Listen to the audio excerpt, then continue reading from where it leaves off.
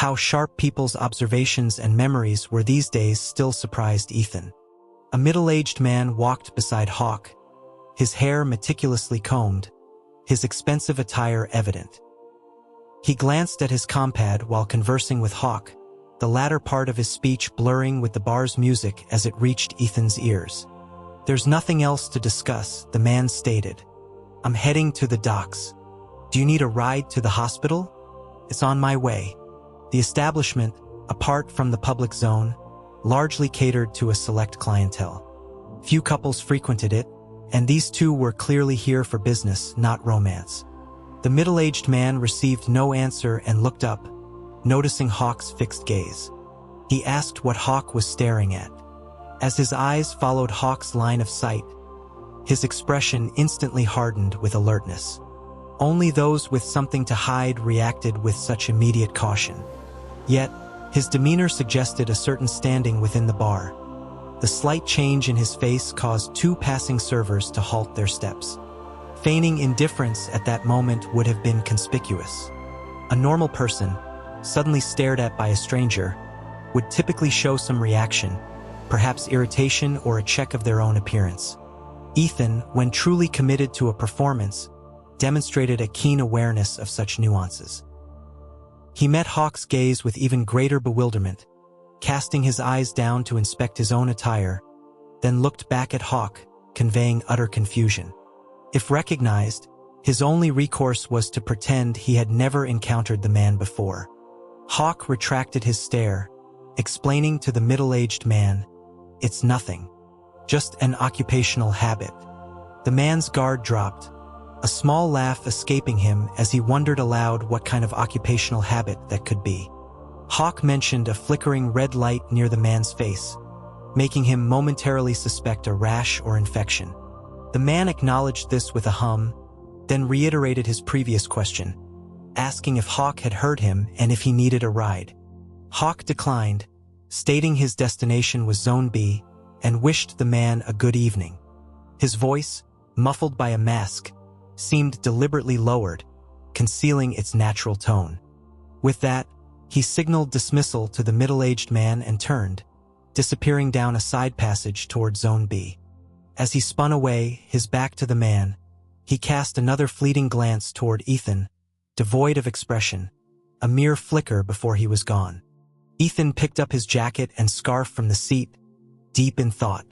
The middle-aged man didn't linger either, waving off the vigilant servers, indicating everything was fine. He pulled on his own coat, heading towards the bar's main exit. As he adjusted his collar, his cuff rode up, revealing a bracelet on his wrist. Caleb, standing by the table awaiting Ethan, caught sight of it. It appeared to be made of dark, polished beads, perhaps ebony, with a small, diamond-shaped red metal piece dangling amidst the larger black spheres. The man's sleeve quickly covered the bracelet again, concealing it. Caleb's expression remained impassive, but the shape of the metal piece was etched in his memory. Had he seen it earlier, he might have dismissed it as simple ornamentation. Now, however, he instantly realized it was likely a metal diamond symbol. For someone of that age, wearing such an item often carried significant meaning. Curiously, the style of the beaded bracelet seemed vaguely familiar, as though he had seen something similar recently. He mentally reviewed everyone he had met recently, certain none of them wore such an item. His recent interactions were primarily with colleagues, friends, or clients, individuals whose appearances he would recall vividly if they wore something so distinctive. If not a person, then what could it be? Besides people, his cases were his most frequent contact. Perhaps a news report? Only reports or detailed case files sometimes included photos that might feature such an object, but not as a central focus, hence his vague recollection. As they exited the bar, the den still buzzed with activity. The middle-aged man was just climbing into a luxury autonomous vehicle, which then departed with two other cars, clearly employing anti-tracking maneuvers. Ethan and Caleb entered their own vehicle, activating the autopilot to head towards Central Park Tower Apartments. Caleb inquired about the earlier encounter, asking Ethan if he had met the person wearing the mask and hat before. Ethan explained that he had previously visited the den in search of a genetic modification clinic. At the time, there were too many plainclothes officers and agents, making everyone cautious, so he found no clear leads, only seeing that individual in a stairwell. He believed the man was likely an employee of the clinic, a doctor by profession. Caleb mused on doctor for a moment before asking for other distinguishing features. Ethan mentioned the blue eyes. Caleb pressed for more details. Ethan simply stated the man was male. A male doctor with blue eyes. A very precise description, Caleb thought, noting how such criteria would still yield hundreds of thousands, if not millions, of potential individuals in their city. As Caleb remained speechless, Ethan suddenly extended a hand. His long, slender fingers, slightly bent, gently covered the lower half of Caleb's face. The faint, clean scent of their home hand sanitizer wafted around them. Caleb was momentarily confused by the gesture. After a brief pause, Ethan withdrew his hand. Caleb, puzzled, asked what that was about. Before he could fully articulate his question, Ethan's hand returned to cover his face again. Ethan stated he was conducting an experiment. This went on several times, until Caleb, his patience waning, finally captured Ethan's wrist and asked if the experiment was concluded. Ethan sighed, remarking that the interference was too strong. Observing Caleb's cool expression, Ethan smiled, posing a question to his quick-witted classmate, Caleb. Caleb prompted him to continue. Ethan then suggested they imagine him as a stranger. He concealed the lower half of his own face, revealing only his clear, attractive eyes and part of his nose, explaining that in dim light, one might only see his upper face. He then corrected himself, clarifying that it wasn't a sustained look, but rather a fleeting glance. He then asked if, several days later, encountering him without any disguise, still in dim light, Caleb would immediately recognize him. Caleb scoffed, suggesting that he could recognize him without a face, and that Ethan should try his experiment on a passerby instead. The hypothesis and experiment were merely to confirm what they already intuitively knew. Would a fleeting glance in dim light leave an impression? Of course. If the person appeared a second time in similar attire, still masked, and under equally dim lighting, immediate recognition was highly probable. Removing the mask, Caleb suggested, might actually hinder recognition. In such circumstances, one didn't truly register the intricate details of the facial features, but rather the overall scene. Replicating 70% of that scene easily triggered a recall for those who had witnessed it. Just as the doctor, wearing a hat and mask and revealing only his blue eyes on 2 occasions, allowed Ethan to quickly recognize him. Was it that his blue eyes were unusually distinctive? No, 1/3 of the city's population possessed blue eyes, rendering it a negligible trait. Ethan recognized him simply because his disguise was consistent. Ethan then admitted that his initial assumption in the bar was incorrect. He had instinctively believed the blue-eyed doctor remembered him from the stairwell and had recognized him. Now, upon reflection, he suspected that the doctor might not have seen his face clearly that day, making any previous impression irrelevant. The doctor's momentary hesitation, Ethan concluded, stemmed from already knowing him. He knew Ethan, and Ethan might have known or met him before. Ethan asserted, however, that their acquaintance was far from familiar. If they were truly familiar, Ethan would have recognized him even by just his eyes. This suggested they had met only once or twice, and Ethan hadn't closely examined his face. A blue-eyed doctor, seen but not well known. This significantly narrowed the field, yet it remained a broad category for 2 lawyers. Beyond courthouses, precincts, and detention centers, hospitals were among their most frequent destinations, and they had interacted with countless doctors, many of whom also had blue eyes. Fortunately, the middle-aged man's earlier comment offered a useful clue. He had said, "I'm heading to the docks. Do you need a ride to the hospital?" The route was convenient. They brought up the transit map, which automatically generated 3 routes from the den to the docks. Ethan recalled the direction the blue-eyed man walked when leaving the den on foot previously. Cross-referencing this with the 3 routes, they eliminated 2, leaving only 1. Caleb then tapped the map, marking all medical facilities along that route. There were 3 clinics and 1 hospital. Community General Hospital, Ethan read aloud, raising an eyebrow. That's odd. If it were Metropolitan General St. Jude's or Mercy Hospital, he might have some answers, but he had no dealings with Community General. The trail of clues seemed to end there, shrouded in uncertainty once more. These fragmented, seemingly minor tasks often blurred the passage of time. So Ethan was surprised when he received a call from his landlord that evening, realizing the 7-day trial rental period was nearing its end. The landlord inquired about his thoughts, suggesting he must have enjoyed his stay and mentioning the lease was ready. Ethan politely stated he likely couldn't extend the lease. Caleb, carrying a glass of water, had only come upstairs to say goodnight to Ethan. However, upon hearing the word lease, Caleb immediately changed his mind, leaning against the doorframe, clearly intending to wait for the call to conclude. Ethan removed his earpiece, switching the call to speaker.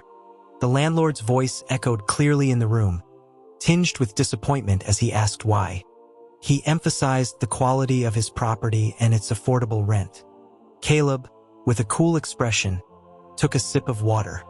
Ethan explained that he regrettably couldn't meet the landlord's conditions. The landlord, confused, asked about these conditions. Ethan reminded him of the 2 prohibitions. The landlord recalled the rules: no pets and no girlfriends. He asked if Ethan had changed his mind about pets. Ethan denied it.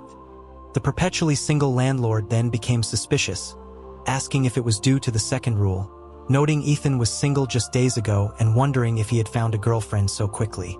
Ethan clarified that it wasn't exactly a girlfriend. The landlord, keenly picking up on the nuance, asked what not exactly meant. Ethan glanced at Caleb, then casually looked away, smiling as he explained that while he had no girlfriend, he might have a boyfriend. The landlord remained silent for a long moment, as if struck by lightning. Ethan waited, only to be met with a sudden dial tone. The eternally single man had abruptly disconnected, clearly overwhelmed. Ethan raised an eyebrow, looking at his compad's call-ended screen, a wry smile on his face. The soft shuffle of footsteps approached across the carpet, casting a shadow.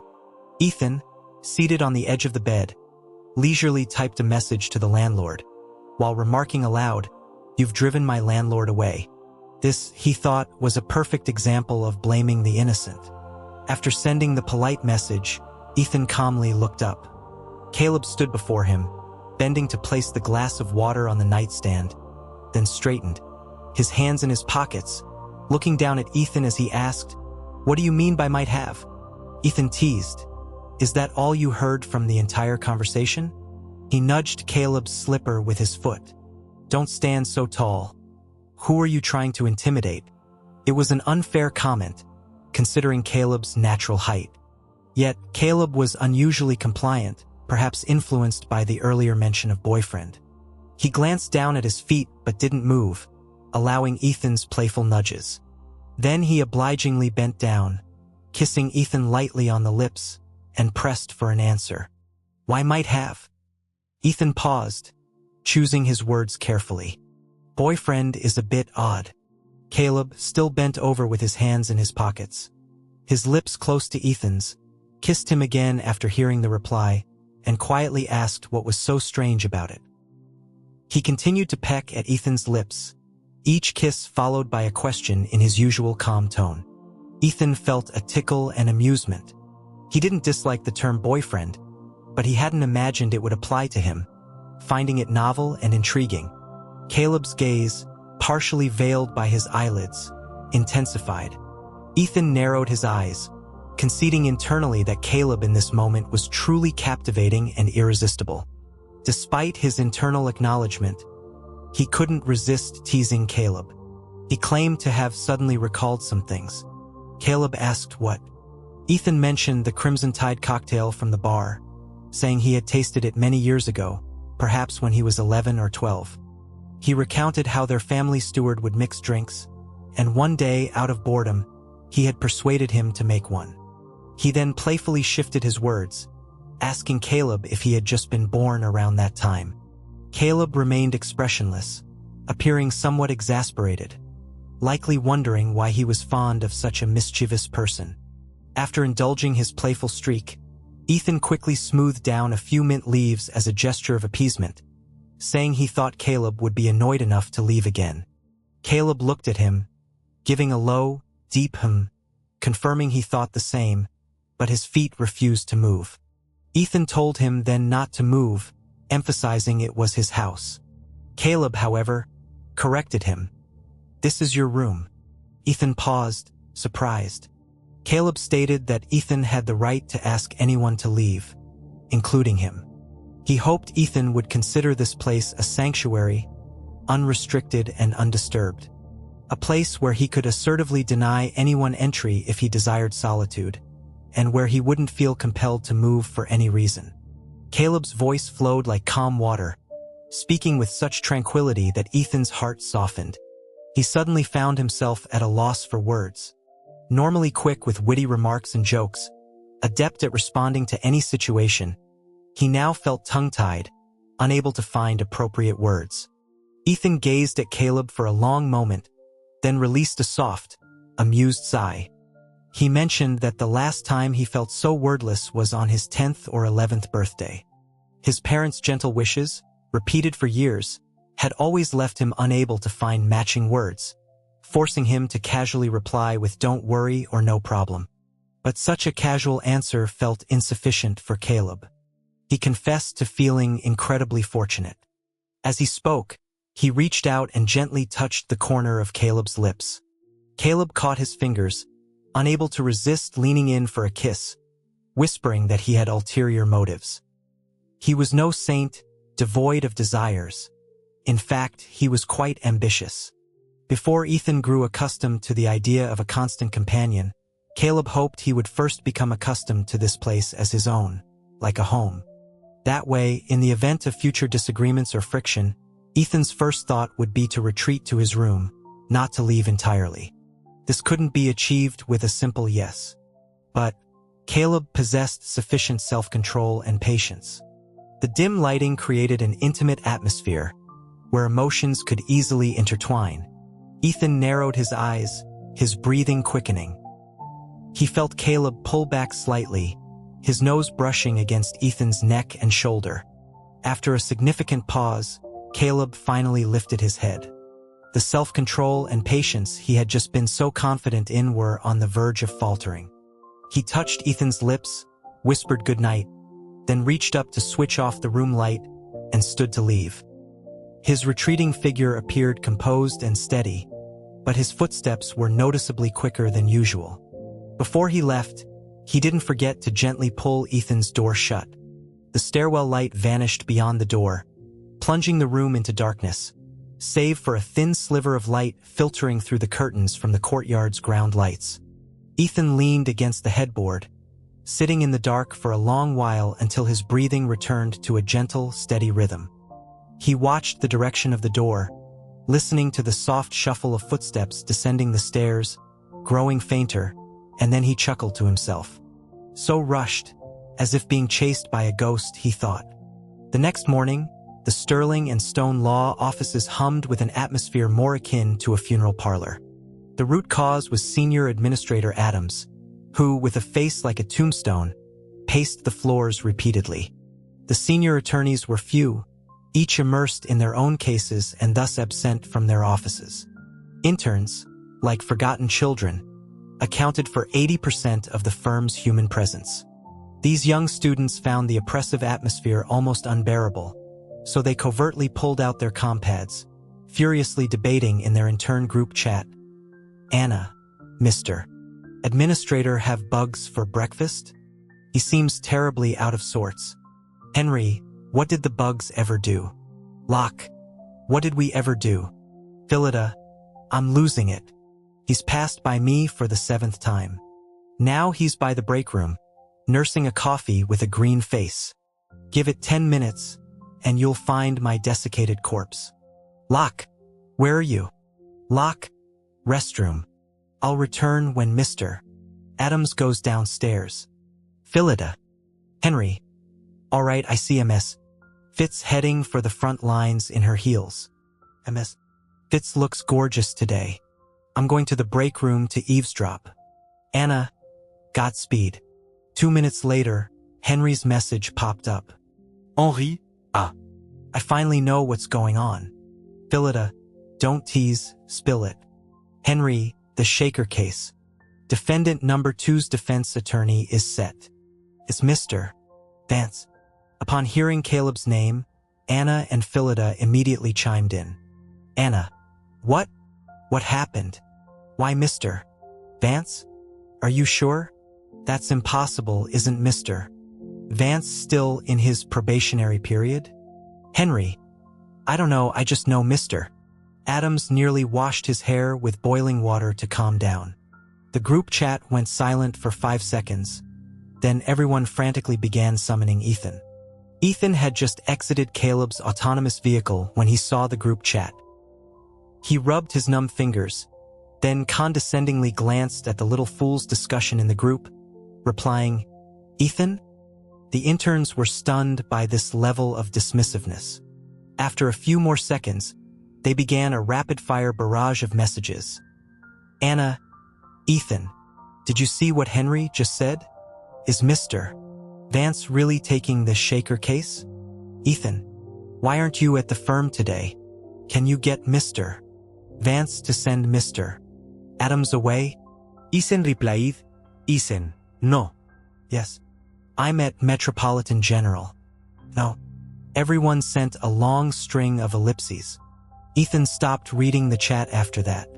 He closed the message interface and, with Caleb, who had locked the car, entered the elevator, heading directly for the 11th floor of Metropolitan General's infectious disease unit. Earlier that morning, upon arriving at Sterling and Stone, Caleb had gone directly to Senior Administrator Adams' office. 5 minutes later, he emerged with the signed engagement letter, leaving Adams alone inside to furiously bang his head against walls, desks, and bookshelves. Caleb asked what they had been discussing earlier. Ethan chuckled, explaining they were debating whether Caleb's administrator would die of exasperation. He mentioned the rumor that Adams was now contemplating washing his hair with boiling water in the break room. The infectious disease unit was exceptionally busy, and the 11th floor was its primary hub, housing a dozen specialized patient rooms, 2 research labs, and a spacious nursing station. Patients and nurses from throughout the building often came to this floor for various issues, making the lobby and corridors a constant flurry of hurried activity. As they exited the elevator, they nearly collided with a young nurse. Both men reacted swiftly, courteously steadying her by the shoulders to prevent an awkward collision. They offered apologies. The nurse waved her hands, saying it was fine, then called out behind her, Dar. Miller, the elevator's here. Dr. Miller? Ethan looked in the direction of the voice to see a familiar face, rushing toward the elevator in a white lab coat. It was Dr. Miller, who had previously assisted them with genetic testing. Dr. Miller paused, surprised. Oh? Is that you too? What brings you here? The infectious disease unit is no place for fun. Perhaps it was a lingering effect from the doctor in the den, but Ethan subconsciously looked at Dr. Miller's eyes first. To his slight disappointment, they were not blue. Caleb explained they were there to meet a client. Dr. Miller inquired about the client's identity. Caleb stated it was an infected patient named Jensen. Dr. Miller made an ah sound, his expression growing somewhat peculiar. Ethan asked if there was an issue with this patient. Dr. Miller, perhaps out of professional courtesy, composed himself and awkwardly replied that it wasn't exactly an issue, just that he was all right. He waved his hand, insisting they shouldn't speculate. He added that the precinct had been closely monitoring the unit for days, and he hadn't expected their defense lawyers to be them. He cautioned them to be careful, as they had interacted a few times and could be considered friends, and this case seemed to attract trouble, disrupting the hospital's peace. They thanked him, The glass elevator descended, taking Dr. Miller and his companions downstairs. Ethan glanced at it, then walked with Caleb down the corridor. Ethan remarked that Dr.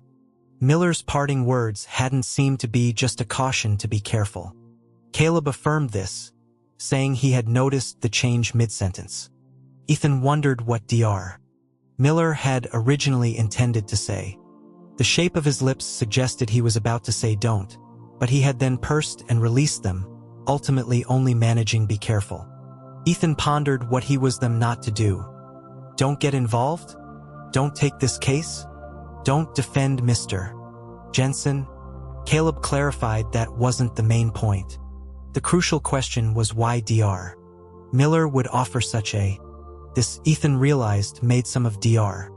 Miller's past behaviors worthy of closer examination. They briefly reviewed their past interactions. During the previous visit to Viridian City for Ethan's scalded foot, Dr. Miller had coincidentally assisted them. Ethan's medical records at the time had been remarkably blank, which was unusual. A normal observer, such as a child, would have immediately noticed and expressed surprise. But Dr. Miller hadn't. If not for the child's exclamation, he might not have noticed the anomaly at all. Looking back, Ethan wondered if he truly hadn't noticed, or if he had seen it but deliberately omitted mention. Even when prompted by the child, Dr. Miller hadn't delved into why the medical records were blank, instead dividing a single consultation into 3 separate entries to make Ethan's record appear more complete. Was a metropolitan general doctor truly that accommodating? Then there was the genetic test. Dr. Miller had claimed that the assigned doctor wasn't him but Dr.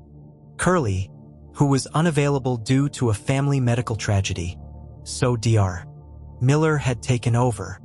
Was it truly a coincidence? When leaving the testing room that time, he had also told Ethan and Caleb to be careful. At the time, Ethan instinctively thought he was cautioning them about using the equipment, but what if he meant something else? What if he was subtly Ethan and Caleb to be cautious about something else entirely? After a moment of thought, Ethan shook his head, saying, "I shouldn't dwell on it." Caleb prompted him. Ethan explained that looking at an issue with a specific hypothesis often led one to find corroborating evidence everywhere, akin to suspecting a neighbor of theft based on a vague idea. He raised an eyebrow, saying if he thought about it further, it would likely all be his own subjective fabrications. Caleb cast him a sidelong glance, asking if he was capable of subjective fabrications. In the eyes of law school students, Ethan always seemed unhurried, composed, and rarely overly emotional or subjective. Ethan, in a perfectly serious tone, asserted that he was. For instance, he added he was currently fabricating many things about Caleb and asked if he wanted to know.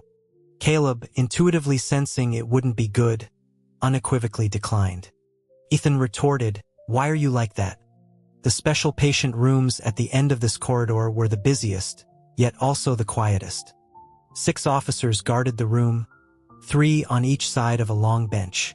2 monitored the patient inside, 2 observed the hallway traffic, and 2 conversed with the doctors and nurses. As Ethan and Caleb approached, the 2 officers watching the hallway instantly became alert, raising their chins from a distance and asking who they were. They advised against looking for patient rooms there, directing them to the front desk. The Shaker case garnered significant attention across all sectors, and these officers were clearly under immense pressure, likely having had little rest, evident from the heavy dark circles under their eyes. Their tone was understandably not gentle. Caleb succinctly stated they were lawyers. "Oh, you're the defense attorney?" All 6 officers at the door turned to look, and even the conversing doctor and nurse followed suit. Word had it that their client, Mr. Jensen, was as tight-lipped as a clam, refusing to speak until his lawyer arrived, a seasoned and difficult individual. This had been a major headache for the stationed officers and medical staff. Their faces were grim, as if they had eaten stale food. However, this transient irritation quickly dissipated under Caleb's stern gaze. The doctor's expression softened, and he nodded. informing them that the patient had just completed his morning checkup and a nurse was adjusting his nutrient machine. They could enter now. Caleb inquired about the current state of the infection. At this, the doctor's face went blank. He explained that the patient's reaction was significantly slower than others. Despite testing positive, he exhibited no corresponding symptoms. Throughout the entire infectious disease unit, other infected patients were suffering immensely, yet this suspect, involved in a major case, seemed entirely unaffected, diligently receiving his thrice-daily nutrient injections. He even reportedly made an infuriating comment that morning, stating he had gained 3 pounds in the few days he had been hospitalized, largely thanks to the nutrient machine. But a doctor was a doctor, and despite Mr. Jensen's only connection to infection being his speech, he was still being treated according to hospital protocol. The doctor concluded by saying there was nothing else. Caleb acknowledged this. Ethan, sensing an opportunity, asked what they had been discussing earlier. It was clearly more than just the patient's brief medical status. The doctor hesitated, seemingly weighing whether to confide in Ethan.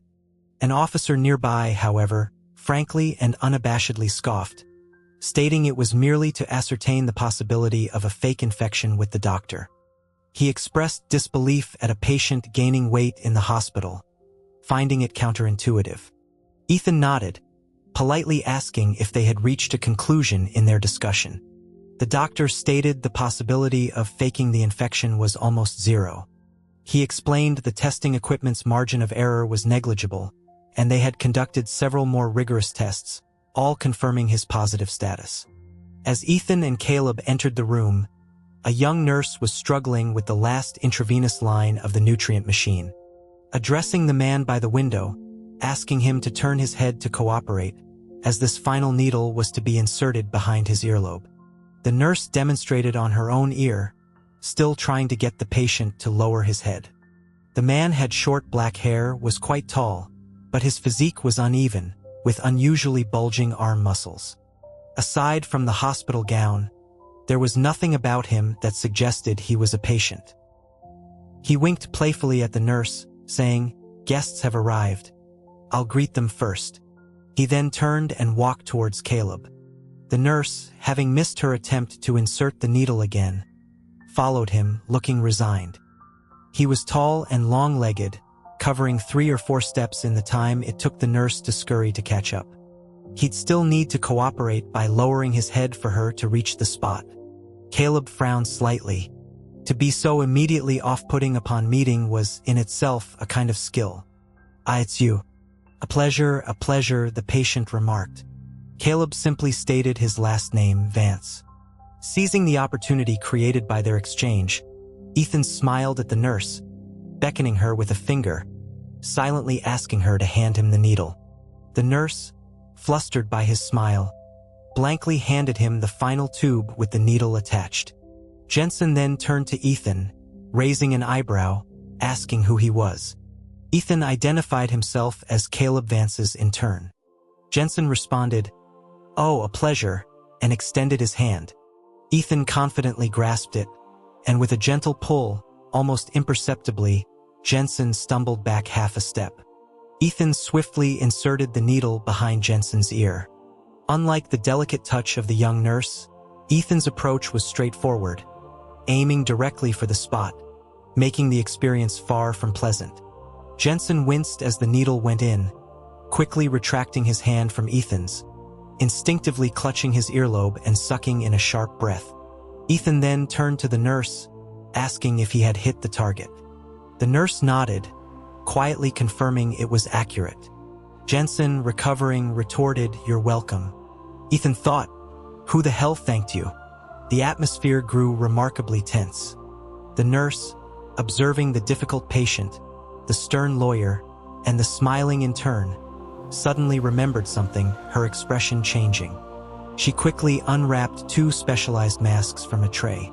She mentioned that they were missing something on their faces, explaining that a nurse should have given them masks before entering the room and asked if they had forgotten.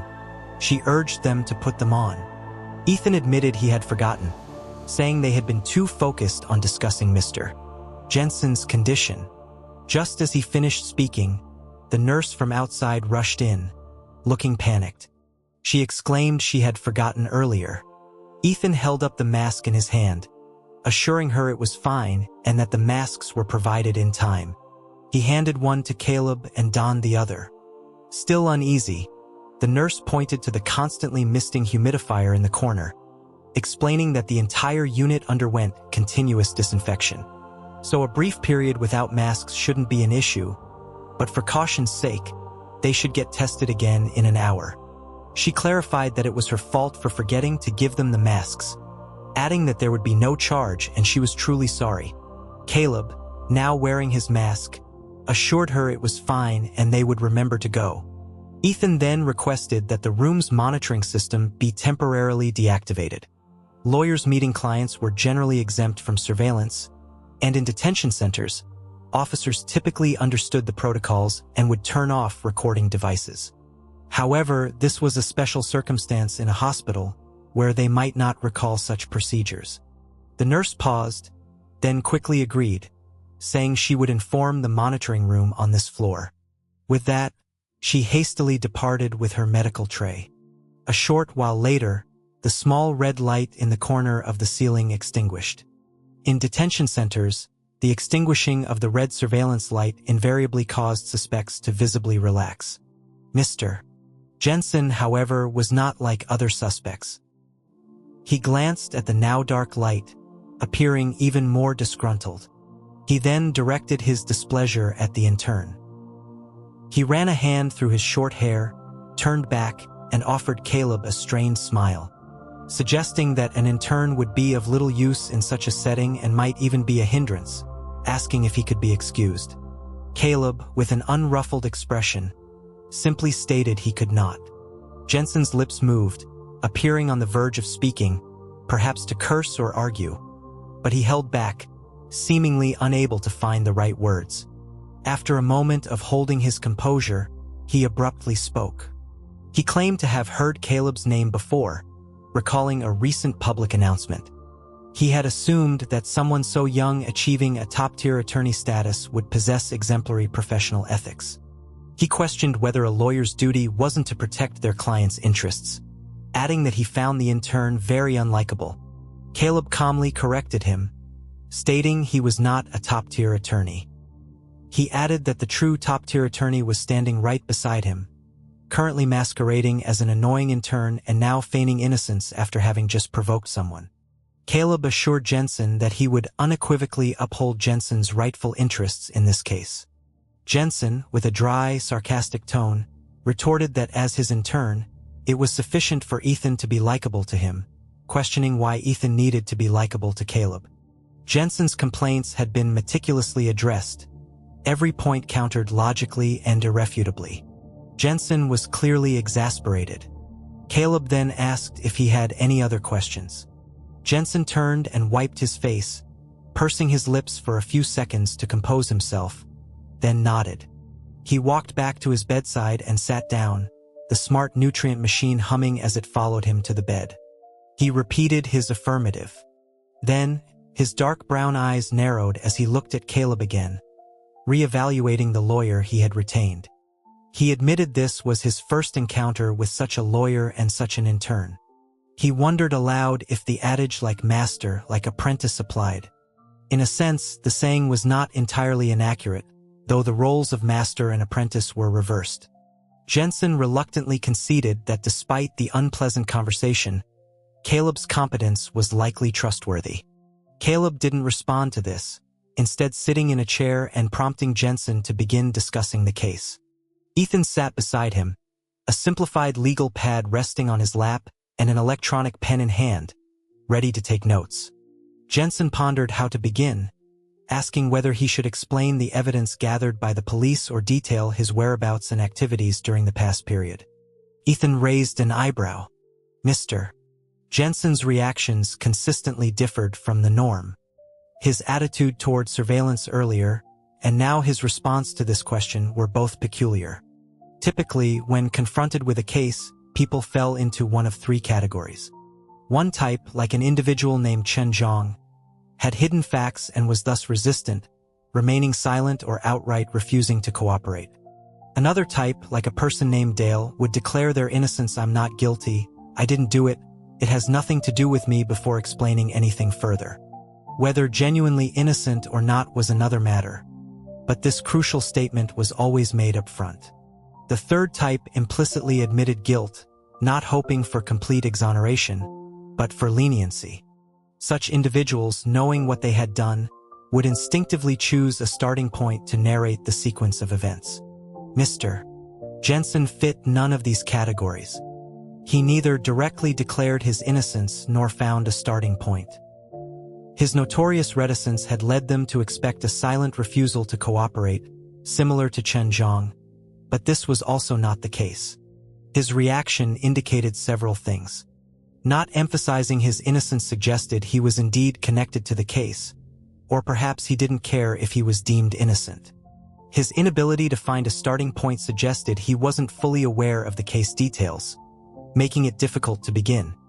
His lack of silence or resistance indicated that his current situation wasn't forced but a result of his own free will. And his attitude towards surveillance, who, in such a situation, would wish for surveillance to remain on or worry about it being turned off. Jensen harbored a degree of worry and unease. He feared that if surveillance were off, someone might harm him, thus preferring it to remain active. Jensen, it seemed, had perceived some threat and, for self-protection, had placed himself under constant police watch, even willing to endure a period of confinement. This special isolation room, with its surveillance, police presence, and constant visits from doctors and nurses checking his condition, was likely the safest place for Jensen. Due to his suspect status, these medical personnel couldn't even close the door. All examinations and treatments occurred under the watchful eyes of the police. For Jensen, this was probably the most secure environment. If this was true, then his weight gain and his ability to attract bugs and birds in the isolation room made perfect sense. Ethan had full confidence that Caleb would reach the same conclusion. Caleb showed no emotion, his thoughts inscrutable. He merely retrieved the case files from his data slate, flipped through a couple of pages, and instructed Jensen to begin his account from the events of October 3rd on Crimson Falls. Under Alliance law, such evidence could not be directly disclosed to a suspect before trial. Suspects had no right to review it. This was analogous to a lawyer being unable to defend two co-defendants in the same case.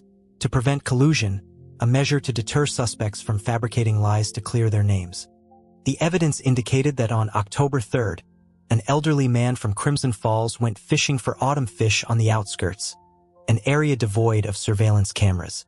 Based on the scene's traces, the suspect likely lured him onto a nearby road, incapacitated him, and transported him to an abandoned warehouse in Shadow Rock Industrial Park. Shadow Rock Industrial Park, once rich in mining operations, had numerous underground storage warehouses. Over decades, even centuries, as mining lines were depleted and new ones sought, these warehouses became disused.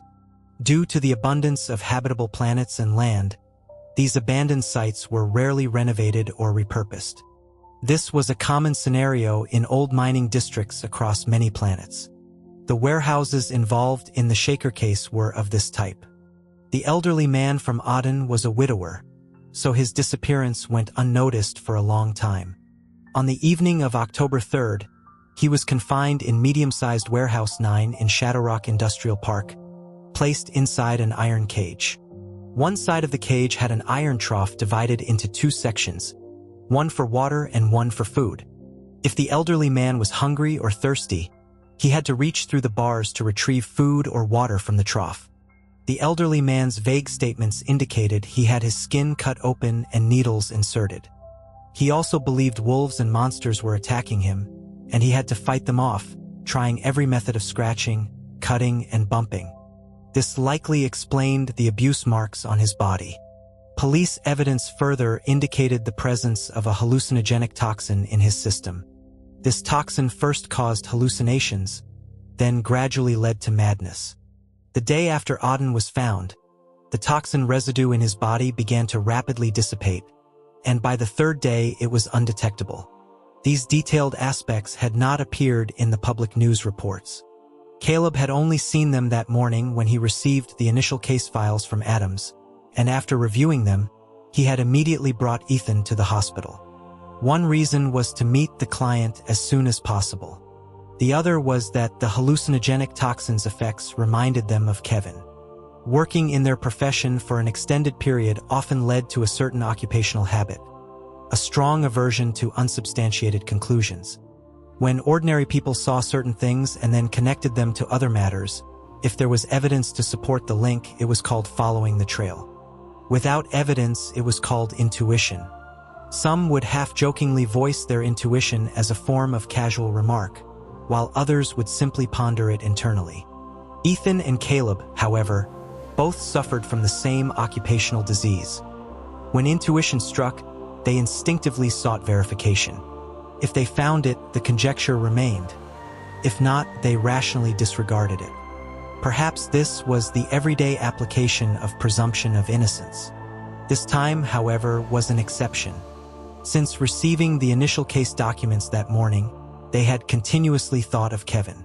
Jensen. This unproven association had not faded. When they emerged from the patient room, it was exactly 10 o'clock in the morning, precisely 1 hour after they had entered.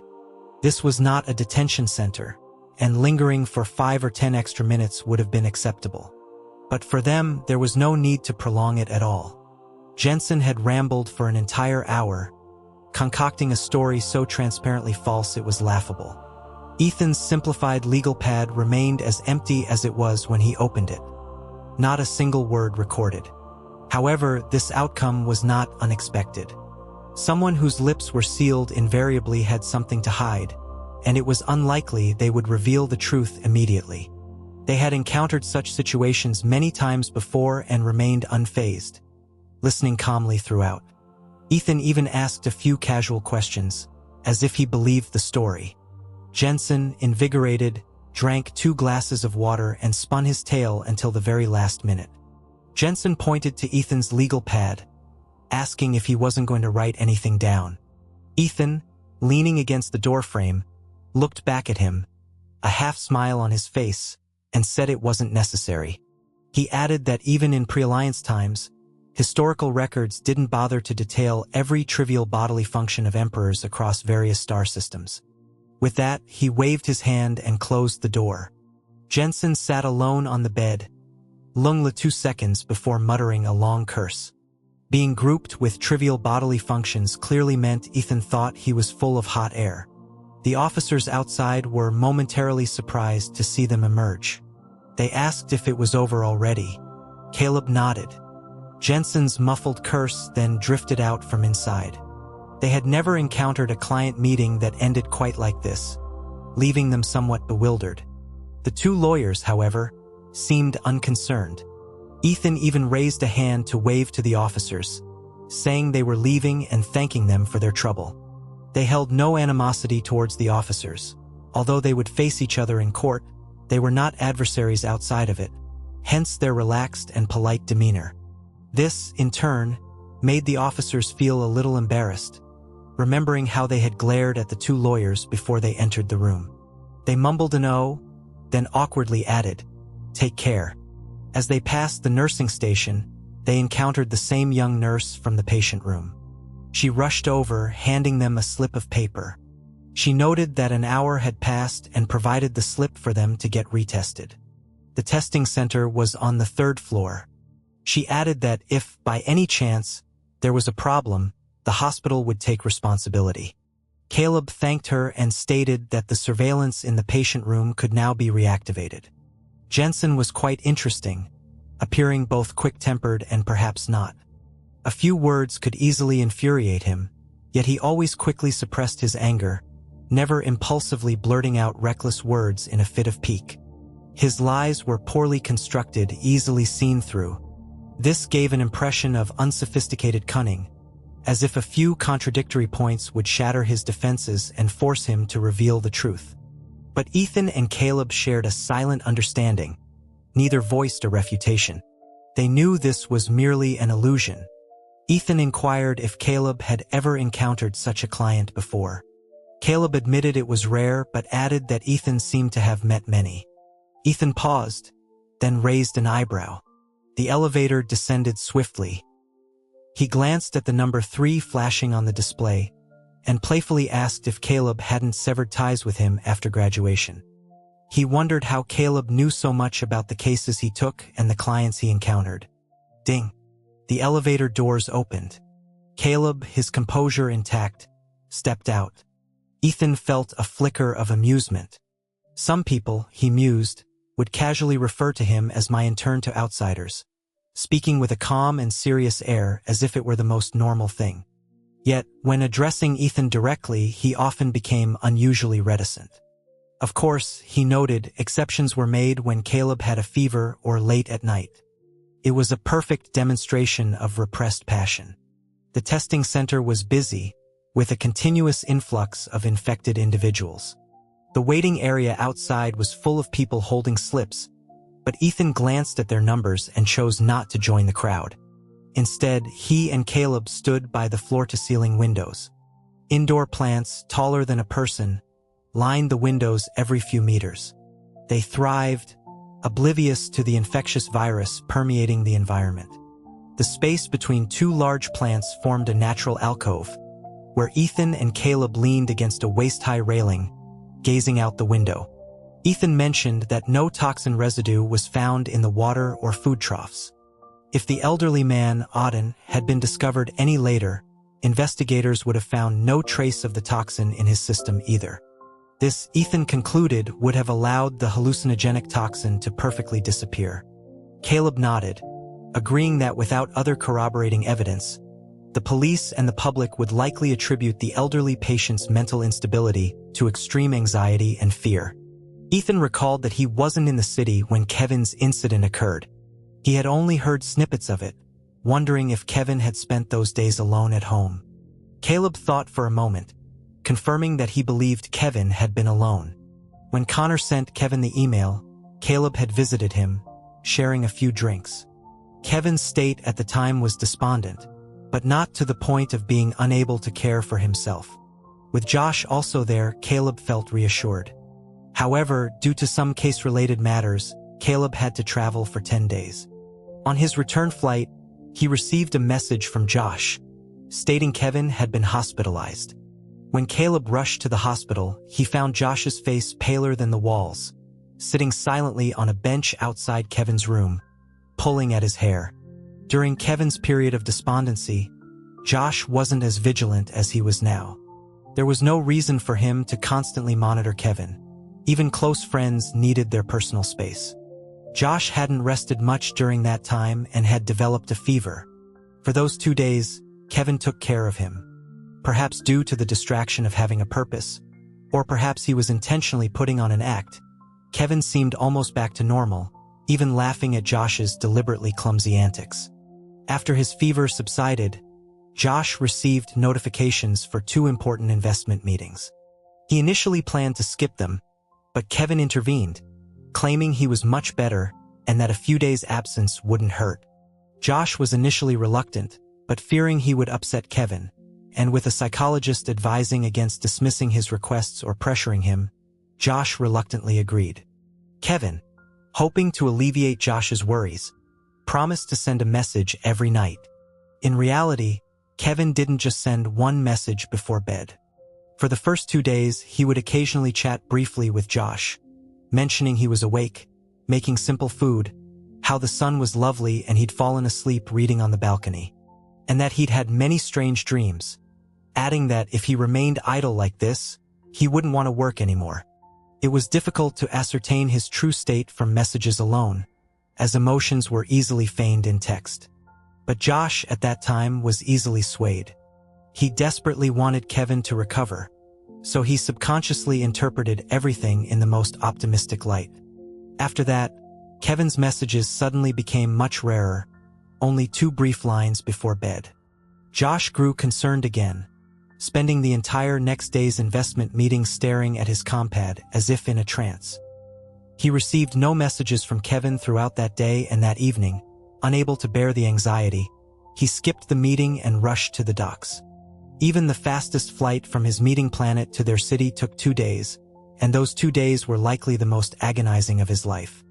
He could only slightly relax when Kevin sent his goodnight message before bed. Josh arrived in the city at 3:10 a.m. He immediately took an autonomous vehicle from the docks to Kevin's apartment. Halfway there, he received a call he would never forget. Kevin's voice on the call sounded low, imbued with an indescribable sadness. He had said, "Josh, I don't feel so good. Could you please come see me?" That day, Josh collected enough speeding tickets to last a lifetime, driving the autonomous vehicle like a fighter jet. Even so, it took him an hour and a half to reach Kevin's apartment. By the time he arrived, Kevin was already curled up and asleep in a corner of his bedroom carpet. When he awoke again, he was in the state that followed. That 3:10 a.m. call became his last normal conversation. In all the years since, Josh had longed to hear Kevin's lazy morning voice complain about his bones being stiff from sleep, or how it was another sunny day but he was on vacation and didn't want to go out, or that he'd made some unappetizing food and Josh was welcome to join him if he didn't mind. At the very least, a simple good night going to sleep would suffice. But it never came. The saying "worry clouds judgment" came to mind. Constantly replaying the details of a persistent concern made everything seem more complex, hinting at deeper, more intricate underlying truths. For years, for instance, they had believed Kevin's mental breakdown was due to his inherent kindness and inability to compromise with himself. Now, with just a hint of something new, they couldn't help but wonder. What if he hadn't broken down on his own? What if something unexpected had happened during those days he was alone? What if someone had targeted him, administering a subtle toxin similar to those in the shaker case? Putting aside professional rigor and simply discussing it, Ethan asked, his gaze drifting out at the streaming autonomous vehicle traffic. His tone conversational but his eyes distant, if Caleb thought Kevin's breakdown could have been induced. Caleb replied, "Perhaps." He paused, then added that he couldn't discern any motive. Ethan nodded, agreeing. At the time, Kevin, due to his poor mental state, was on long-term leave. He had little contact with work or outsiders, so he shouldn't have seen or heard anything he shouldn't have. What would have made him a target? Caleb mentioned that Josh had indeed harbored suspicions. He said that after Kevin was hospitalized and settled, Josh's first action was to retrieve surveillance footage from the apartment building's hallway, carefully reviewing the recordings for that period. No one else had visited Kevin's apartment. Ethan nodded, lost in thought again, unconsciously plucking at a potted plant leaf, stroking it rhythmically. Caleb waited 2 seconds, then with a hint of exasperation, gently took Ethan's offending hand, shaking his wrist as if dusting it. He asked Ethan to release the leaf, noting his unusual lack of fastidiousness at that moment. Ethan started, then silently released the unfortunate leaf, acknowledging the hospital's effort in nurturing such large plants. At the same time, he glimpsed his own wrist, still held by Caleb's lean, well-defined fingers. He recalled a similar scene recently in Central Park Tower. A cat from the left-hand villa had rolled over, hooked a paw into the climbing vines on Caleb's courtyard wall, and refused to let go, seemingly determined not to leave without 2 blossoms. He and Caleb were just heading out, reaching the courtyard gate, when the cat's owner rushed over, scooped up the kitten, gently shook its paw for a long while, coaxing it until it finally released the flowers. Caleb's recent action was identical to that neighbor's. What did he take his esteemed mentor for? Ethan thought. What did Caleb call it if not picking up bad habits? So Ethan, glancing at his restrained wrist, then at Caleb, asked if it was amusing. Caleb withdrew his fingers, unflustered, and replied, "It's all right." Ethan thought Caleb was asking for trouble. Before Ethan could say anything more, Caleb pointed to the screen behind him. Was their number called? Ethan turned to look. Indeed, their number had just appeared on the screen. "Let's go," Ethan said. "We'll go over now." Ethan grumbled, promising Caleb a lesson in showing respect to his elders later. Caleb, one hand in his pocket, gestured for him to proceed, calmly stating he would await it. The The testing center had a dozen consultation rooms, yet it remained overwhelmed. Ethan and Caleb entered the designated room. The doctor inside held a familiar, simplified testing device. Ethan, having used it before, took it and expertly performed the test. The doctor then unwrapped a new one and handed it to Caleb. A short while later, both their devices chimed. The doctor took the devices in turn to check the infection status. He first examined Caleb's, nodding and confirming it was negative, no issues. Then he looked at Ethan's and waited. Ethan asked what the problem was, wondering if it was stuck again. Caleb, frowning, echoed, "Stuck again?" He inquired about the meaning. Ethan explained that the last time, when Caleb was away on business, he had woken up with cold symptoms and had stopped by a clinic for a checkup.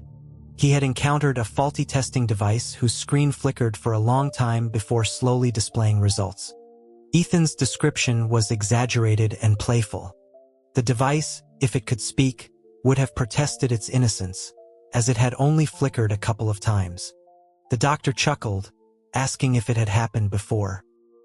He started to comment on Ethan's luck but stopped mid-sentence as his brow furrowed deeply.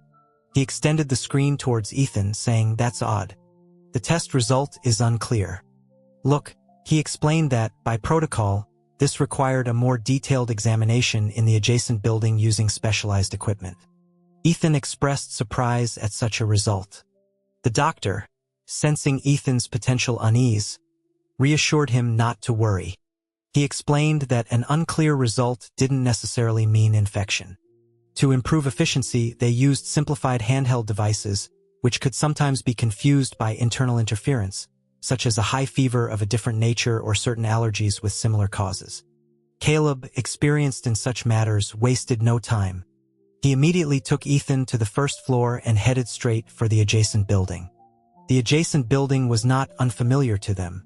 It was the same genetics lab where they had previously undergone modification period testing. The earlier doctor had given them a new slip, which they hadn't examined closely during their journey.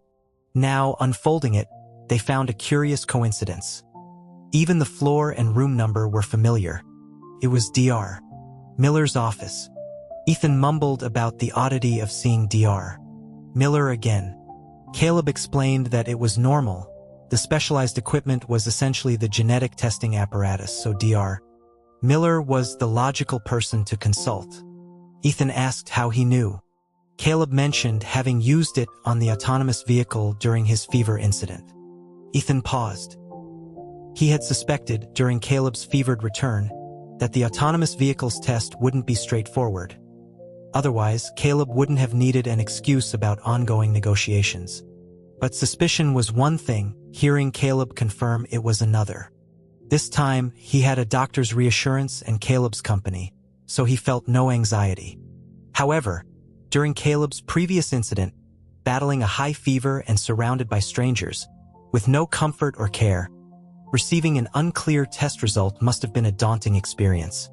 Ethan asked Caleb if he had been nervous during the ascent, wondering if he felt apprehensive while waiting for the detailed test results on the autonomous vehicle last time.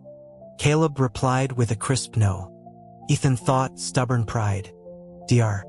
Miller's office, which also served as a consultation room, was not solely his. It housed 2 desks, adorned with simple plants and decorations, each equipped with a portable data slate, and 2 tall utility cabinets. The office door was open. Ethan, leading the way, knocked. Dr. Miller seemed to have just entered the office, about to put on his eye protection. Seeing Ethan and Caleb, he paused, taking off his goggles again. Dr. Miller asked what brought them there, wondering if they needed his help with something. Ethan handed him the slip, explaining their purpose. Dr. Miller nodded, saying, "Oh, I see. All right." Before he could finish, his biometric ring, resting on his desk and touching a metal frame, began to buzz, its vibration twice as loud as usual. Dr. Miller apologized, gesturing for them to wait as he stood and walked to the window to answer the call. Ethan was in no hurry. If there was no problem, rushing wouldn't create one, and if there was a problem, a slight delay wouldn't worsen it. Dr. Miller and his colleagues' shared office was neatly organized, with many hospital-produced informational posters about various diseases, equipment, routine checkups, and medical packages covering the walls. Ethan leaned against a desk. Having nothing else to do, he began to read the text on the posters. Initially, he was just passing the time, scanning lines quickly. After a while, his gaze fixed on a particular row, and he subtly tugged at Caleb's sleeve, frowning. Caleb first glanced at Ethan's fingers, then followed his gaze. Ethan was reading a detailed description of the genetic testing equipment, which even included troubleshooting and proper handling of issues. Midway through the sixth line, a sentence was clearly written. Should the genetic testing instrument experience an abnormal shutdown to protect data information, settings will revert to default upon restart, and data measured prior to the abnormal shutdown will be automatically backed up and uploaded to the cloud database. They suddenly recalled that during their last genetic test, the power in the building had flickered for a few seconds. Although the building's energy system quickly restored power, the testing instrument had briefly shut down. According to this promotional material, after the power returned, upon restarting the device, its settings would revert to default. Dr. Miller had previously mentioned that, as per Josh's instructions, to protect their privacy, he had specifically intercepted the upload of their data, ensuring no one but them could see the results. However, this statement implicitly revealed something else. The need to specifically intercept the upload indicated that the default setting was precisely the opposite. It was linked to the cloud. This meant that when the instrument restarted, even if nothing was touched, Ethan's genetic test data would have been immediately transmitted to the cloud. In that scenario, many people would have access to his genetic information, including those who had previously sought to harm him. Both men's hearts sank as they looked at the sentence on the promotional page. Neither Ethan nor Caleb were easily flustered individuals. Despite their internal concerns, their expressions remained unreadable. Upon seeing that line on the promotional poster, Ethan's mind had already raced through several considerations. Was that power outage accidental? Was Dr. Miller involved in those events? Had his genetic test data truly been uploaded to the cloud? What was the content of the upload, and to what extent was it detailed? Regardless, this current test needed to be postponed. There was no sense in proceeding unprepared when aware of potential issues. He wanted to clarify one thing first. Had the previous data truly been transmitted? Several days had passed since that genetic test. If the power outage and data upload had been premeditated, his life would not have remained so peaceful and uneventful. Something should have happened. Dr. Miller seemed to be on a call with a patient's family, calmly reassuring the person on the other end. Yes, that's a normal reaction. Are you referring to drug dependency? There haven't been such reactions so far, so it shouldn't be an issue. No problem, if you're really concerned, you can bring him in for another checkup. Yes, some patients might. As he spoke, he turned to glance at Ethan and Caleb, apologetically gesturing for them to wait a moment, saying he would be done soon. Ethan's fingers tapped lightly on the desk, an idea forming. He pulled out his compad, quickly typed a few sentences into the memo app, then switched to the communication interface and dialed. 2 seconds later, Caleb's pinky ring vibrated. He had been engrossed in reading the promotional material, and it took him a moment to realize he had an incoming call. The moment the screen activated, the communication interface popped up, displaying the caller's marked name, 3 bold letters jumping before his eyes. Intern. He looked at the call, then silently at Ethan, and with an impassive face, answered, putting in his earpiece, his tone flat. Hello. In crucial moments, Caleb was always dependable, instinctively understanding without needing a signal. Most importantly, his perpetually cool expression made any performance seem genuine, as he never needed to change his facial expression. Ethan was very satisfied. He winked at Caleb, then brought up the memo with the sentences for Caleb to see. The memo read, Hello? Ms. Lee? You're almost here? I need to do another test about 20 minutes. Are you in a hurry? Okay, I'll tell the doctor and come down shortly. Where did all this drama come from? And who was Ms. Lee? Ethan quickly added another line. There's a notary office nearby. Ms. Lee is the notary. Ethan narrowed his eyes, silently urging Caleb to act. Caleb maintained his handsome, impassive face, his cool gaze falling on the holographic screen, conveying either protest or mockery of the script. Dr. Miller was already walking back towards the desk, his call clearly winding down. All right then, he said. No problem, it's my duty. Goodbye. As Dr. Miller approached, Caleb subtly moved a finger, calmly deleting Ethan's script. He pressed his earpiece, gave a faint hum, waited a moment, then added, All right, see you in a bit, before decisively ending the call. The autocratic Ethan harbored some resentment for Caleb's disdain for his script, but he had to admit that Caleb's impromptu performance was more natural. After ending the call, Caleb removed his earpiece and informed Dr. Miller that he needed to go downstairs to meet someone, asking if Dr. Miller would be staying in the area. Dr. Miller seemed surprised. He confirmed he had no immediate appointments and would remain on that floor. He asked if the test couldn't wait. Caleb, glancing at the wall clock, stated in a calm, businesslike tone that he had an appointment with a notary who had arrived early and was in a hurry. Dr. Miller, having some familiarity with legal work, nodded in understanding. Oh, for documentation, I see. Here at our facility, Caleb affirmed, explaining he needed some test data from his client. As he spoke, Caleb patted Ethan's shoulder, signaling him to head out. Ethan, who had been about to offer some advice, felt reassured by Caleb's explanation and confidently stepped out. Dr. Miller seemed to pause at the mention of test data, then nodded, saying, No problem, go ahead.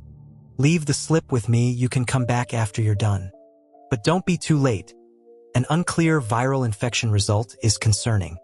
As he finished, his gaze lingered on Caleb, making him feel like an opportunistic landlord. It was as if Dr. Miller was implying that Caleb was dragging his potentially infected intern downstairs for work before even clarifying his condition. Or perhaps there was something more. Caleb felt unfairly judged. Honestly, he was more concerned about Ethan's test results than anyone. However, the current situation was awkward. Dr. Miller was now on their list of suspects. It was hard to say which was worse, delaying the infection test to investigate data uploads or leaving Ethan here alone for the test.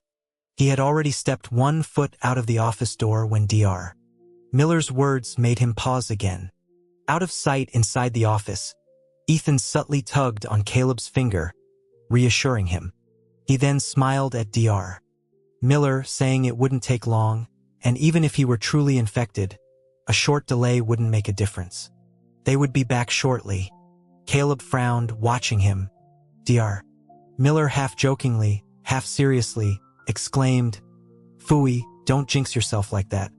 Ethan's cavalier attitude about his own well-being was quite annoying, so much so that Caleb's frown hadn't eased even as they entered the elevator. Ethan stood beside him and, without turning, could feel Caleb's gaze fixed on him, likely contemplating a lecture. Enduring the stare for a while, he finally broke, raising a hand to cover Caleb's eyes.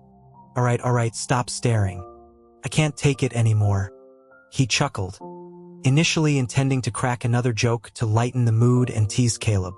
But just as he was about to speak, he suddenly remembered past trivialities, like the black comforter stuffed into the closet, or the white peace lilies he had never been able to give away. He then felt that a joke would be too dismissive of the person who genuinely worried about him. Fortunately, the genetics lab was quiet at this hour, and they were the only two in the elevator, allowing for a private moment of reassurance. I won't talk like that again. Don't glare at me, Ethan said, a gentle smile on his face. If you don't believe me, I can draft a formal agreement tonight. Caleb, who was about to remove Ethan's hand, paused, holding his wrist without moving. Ethan continued, I'm also very afraid of getting infected. This virus is so contagious. If I get it, you won't escape either. He wasn't sure which of his words had resonated with Caleb, but he felt the grip on his fingers loosen slightly. After another moment, Caleb's thin, handsome lips moved, and he said, "Escape what?" Ethan retorted, exasperated, that Caleb was missing the point. He then reasoned that since Caleb wasn't infected, how could Ethan, who was constantly with him, possibly be infected? It was an illogical statement, as they weren't messing around in that sense. But Ethan continued to soothe him, suggesting it was likely interference from his previous gene modification affecting the results. This hypothesis sounded plausible. In fact, Caleb had initially suspected the same thing, but worry had clouded his judgment. Within a few sentences, the elevator reached the ground floor, chiming as the doors began to open. "First floor," Caleb said, squeezing Ethan's wrist, signaling him to remove his hands from his eyes so they could walk. As Ethan withdrew his hand, he couldn't resist a playful, half-serious tease. "I never noticed your eyelashes were so long before. Every blink tickles my palm. Are you up to no good?" Caleb, exasperated by the immediate accusation, simply pushed Ethan by the shoulder, escorting him out of the elevator. Data retrieval terminals linked to the cloud database were available in the lobbies of all buildings at Metropolitan General. In fact, such terminals linked to the unified database were present in hospitals across the entire alliance, allowing for seamless data transfer for patient transfers or other continuity of care. Theoretically, one could only access patient data with a known identification number. This applied to ordinary individuals. Those with malicious intent, however, could easily use subtle methods to uncover anyone's detailed information. As they exited the elevator, Ethan made a call. Caleb asked if he was truly contacting a notary. Ethan confirmed it, stating they had to commit fully to the act. He explained that the test results and general medical information of their unpleasant client during his hospital stay were indeed critical data, so involving a notary was entirely normal. Before the notary arrived, they stood by a data retrieval terminal. A smiling medical staff member constantly attended the terminal, like a sentry, ready to assist anyone needing to look up information. The young man in the white coat politely asked what they needed to search for and which department. Ethan glanced at a nearby camera and informed the attendant that they were gathering evidence. The attendant paused, then Caleb showed him his lawyer's identification. He explained that since Mr. Jensen was hospitalized there, they had received notification that evidence gathering might be necessary for the case, and they hoped hospital staff would cooperate. However, both law enforcement and lawyers were required to present credentials. The attendant quickly understood and remained polite, asking how he could assist. Caleb stated there was no rush and they would wait for the notary. The attendant agreed. Caleb surveyed the equipment, then casually inquired if patient data was uploaded in real time after each test, and if there were ever any omissions. The attendant, perceiving no ulterior motive, replied that there would be no omissions. He explained that he rarely got to chat with people here, mostly dealing with standard operational questions, repeating the same few phrases. Since they were waiting anyway, he offered more details. He clarified that not all data was uploaded in real time. Typically, all test data across the hospital for the day was automatically backed up by the equipment after testing, stored in the respective department databases. It was only after midnight that it would be transferred to the cloud, categorized by department. After all, doctors needed to review patient conditions first, and equipment wasn't foolproof. Ethan nodded. Perhaps bored with standing idly, the attendant asked if they needed to search for anything besides evidence, mentioning that anything could be found there. Ethan thought the young man was quite helpful, offering an easy opening. He smiled and asked if that included records from years or even a decade ago. The attendant confirmed it. Ethan then asked to search for his own records, saying he had been examined a few days prior. The attendant found no issue with this, assisted with the operation, and left the interface open for them, instructing them to enter their identification number, select a date range, and click Query. Ethan reached out and clicked the cursor, typing 2 digits before pausing. The attendant puzzled, asked if the interface was stuck. Ethan thought, no, my mind is stuck. Although he had adapted well to this false identity, he had never intentionally memorized the identification number. Previously, for all administrative tasks, the number had been linked to identity verification, never requiring him to type it digit by digit. Ethan turned to Caleb, asking for help from his mentor. In front of an outsider, he couldn't use his usual casual address. However, previously, mentor was either a casual remark or a tease. This was the first time he had used it so earnestly, with a hint of deference. Caleb silently processed this for 2 seconds, then wordlessly opened his compad. He quickly found Ethan's original registration certificate and showed him the screen. This time, Ethan finally paid attention. When he concentrated, his memory was always excellent. A single glance was enough for him to memorize the infuriatingly long string of numbers.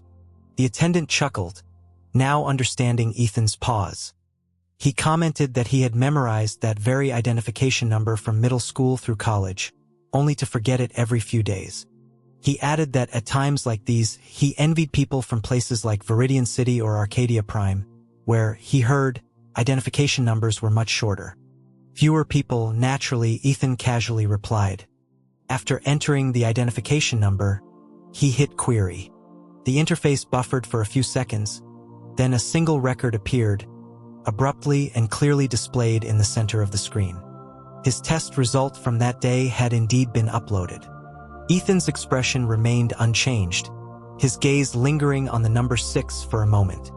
After a brief pause, he tapped the record again. The interface changed, and a detailed test result page popped up. A quick scan revealed it was even more detailed than what had initially appeared on the equipment screen, accompanied by many explanations. The page numbers indicated a total of 6 pages. Judging by this level of detail, if anyone had indeed accessed this test result, they would likely have discovered almost everything they wanted to know.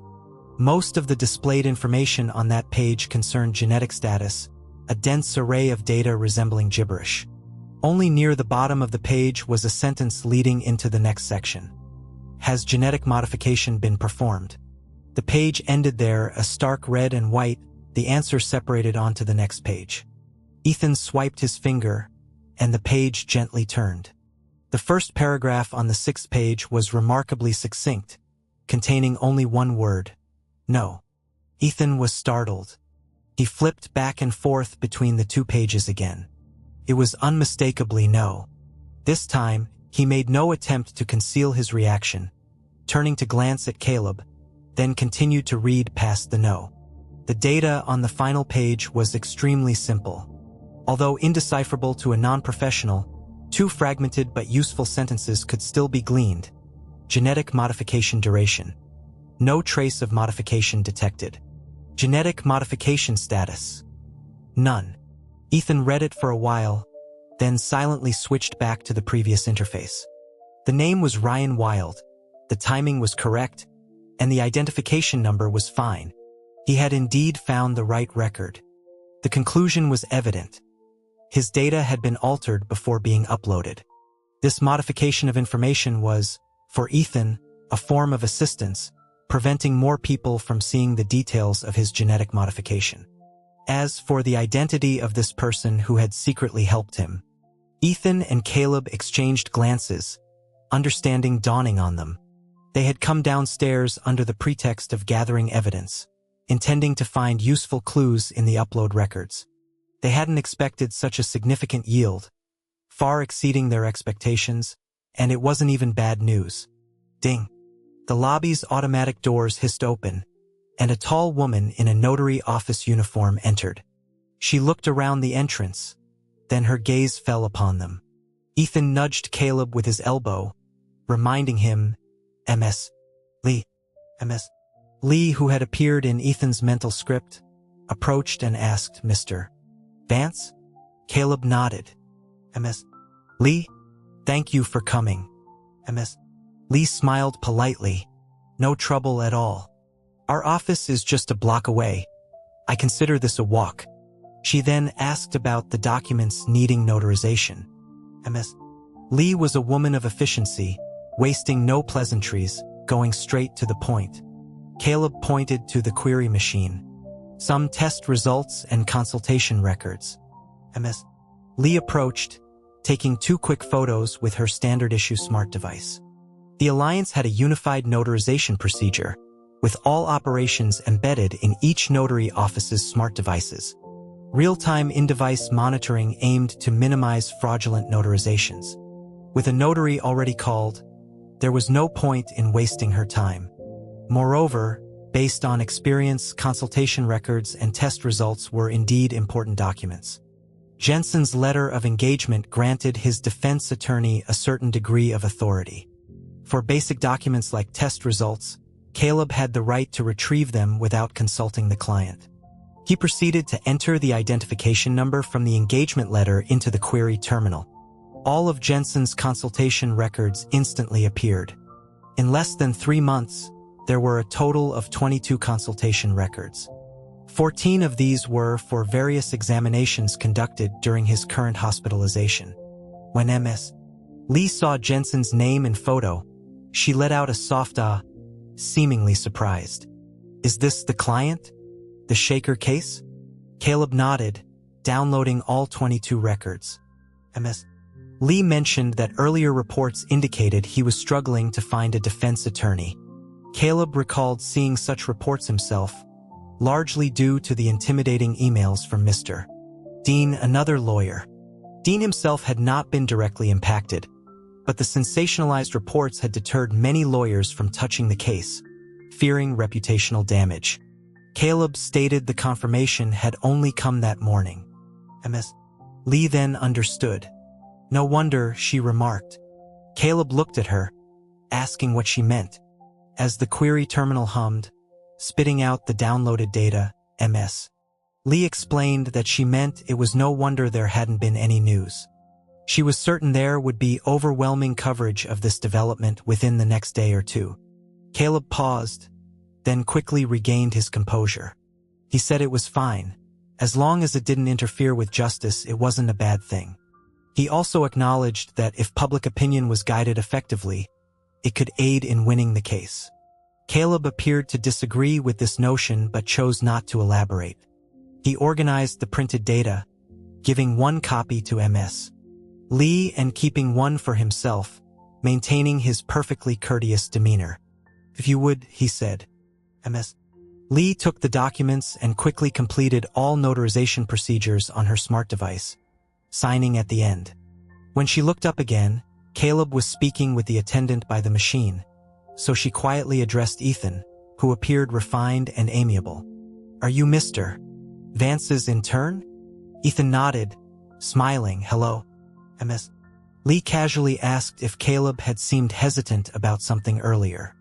Ethan thought, "You can tell he's hesitant even with that poker face?" He glanced at Caleb's back, smiling when he wasn't looking, and explained that Caleb's comment about it not being a bad thing wasn't meant to imply manipulating public opinion for leverage. Rather, he simply didn't want the focus of the case, or those potentially involved, to remain solely on the intimidating letters. Such negativity could unconsciously sway many people's choices and judgments, including those of lawyers and judges. Ms. Lee asked if it was truly so. Caleb had finished speaking with the attendant and turned around. Ethan looked at him, then began to speak playfully, saying it was false. He claimed it was a joke and merely his guess. Ethan winked at Caleb as he approached. He asserted that he understood his mentor quite well. "Right, Professor Vance?" Ms. Lee then looked at Caleb. Many people felt a certain curiosity about those at the center of public attention, or those about to be, including their true thoughts. However, Caleb's gaze remained fixed on Ethan. Their silent exchange was indiscernible to others as Caleb's back was to them. Although he didn't verbally respond, Ethan smiled. Teacher and student, indeed. They inadvertently made others feel like an intrusion. Ms. Lee suddenly felt her question had been presumptuous, relieved she had only asked the intern. She raised her elegant eyebrows, tidied her documents, and bid them farewell, saying she would leave if there was nothing else. Caleb turned to Ms. Lee asking where she was going and offering them a ride.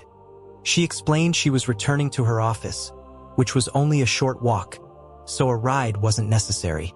She joked that they would barely start driving before having to brake, and might even overshoot it.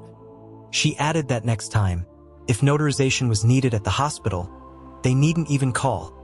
A shout from the main entrance would reach their front desk. Without further delay, she waved and departed. However, as she exited, Ms. Lee glanced back. Mr. Vance, one hand in his pocket, beckoned to the intern with the fingers of his other hand.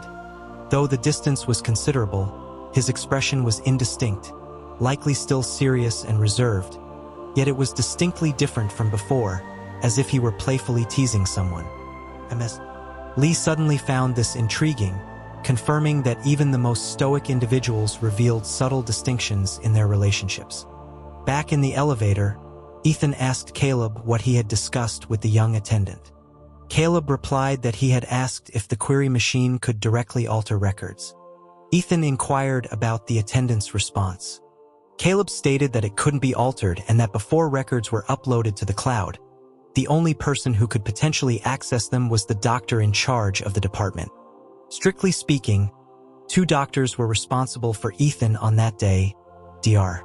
Curley, who was originally assigned, and Dr. Miller. Since Dr. Curley was absent those 2 days, only Dr. Miller remained. Upon returning upstairs, Dr. Miller was wearing goggles, appearing to have just come from the research lab. He asked if they were finished so quickly. Caleb confirmed that notarization didn't take much time. Dr. Miller then removed his goggles, saying, "All right, I'll set up the equipment. Let's get the test done." Now that they were certain he harbored no ill intentions, the test proceeded smoothly. Unlike the previous gene modification, this test didn't require removing their shirts. Only a tube and a metal needle inserted into the neck were needed, and it didn't hinder conversation. During the process, Ethan and Caleb made several subtle probes, but Dr. Miller seemed entirely oblivious to their attempts. Or perhaps he was aware but chose to avoid the topic. The test took about 10 minutes, and the results finally appeared. Dr. Miller looked at the instrument's screen and hesitantly said, "It's negative." Ethan asked about the hesitation. Dr. Miller was intently reviewing the pages on the screen, his brow furrowed, apparently deep in thought. Ethan and Caleb walked over, standing beside him to view the screen, but saw only a page full of scientific jargon. Ethan asked if there was a problem. Dr. Miller, still preoccupied with his thoughts, absently replied that Ethan had undergone a genetic modification a long time ago.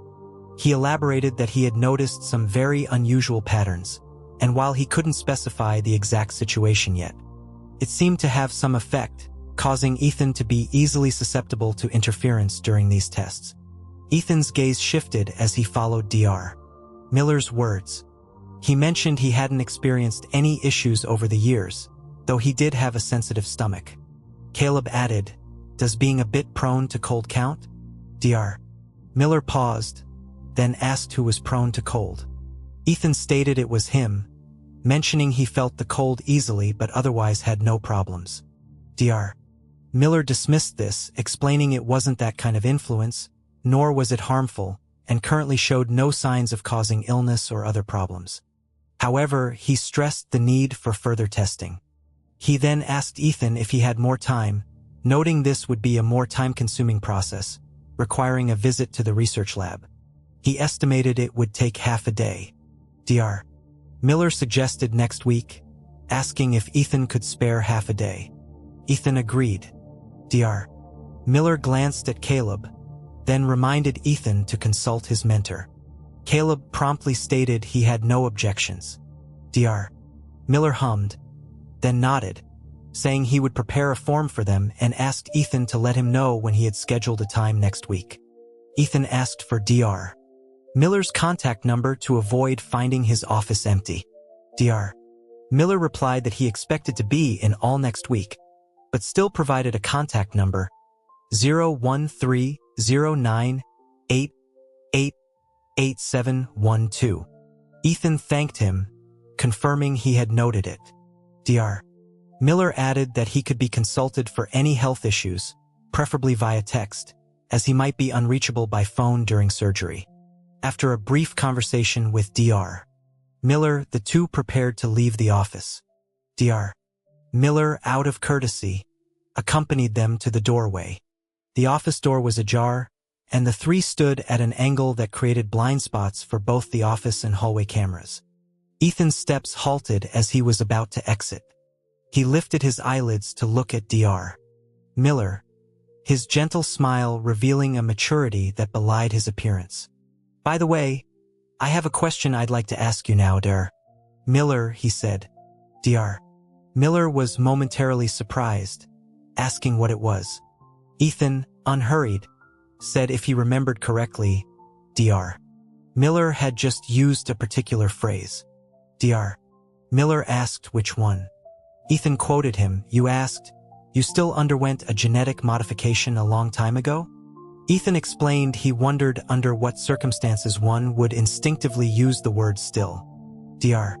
Miller realized a profound truth. Never, ever try to debate details with a lawyer.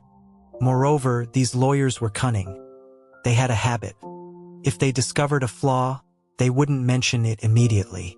Instead, they would calmly feed you conversational topics, allowing you to completely relax, only to then abruptly expose the flaw before you. It was a peculiar and infuriating habit that invariably left their opponent dumbfounded. Dr. Miller was stubborn. His lips twitched, attempting a desperate feign of ignorance.